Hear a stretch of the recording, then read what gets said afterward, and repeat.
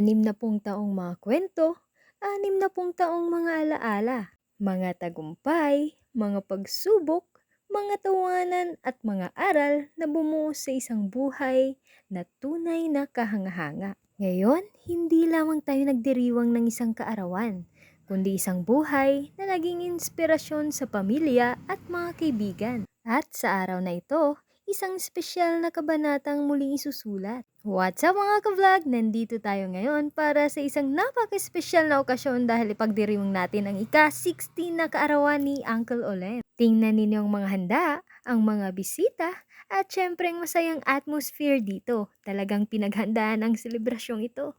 Uncle Olem, happy 60th birthday sa'yo. Ngayong araw, gusto naming magpasalamat sa lahat ng pagmamahal, gabay at kabutihang ipinakita ni Uncle Olem sa aming pamilya. Ayan, mukhang masayang-masaya ang aking ama na siya na ang sasayaw ngayon.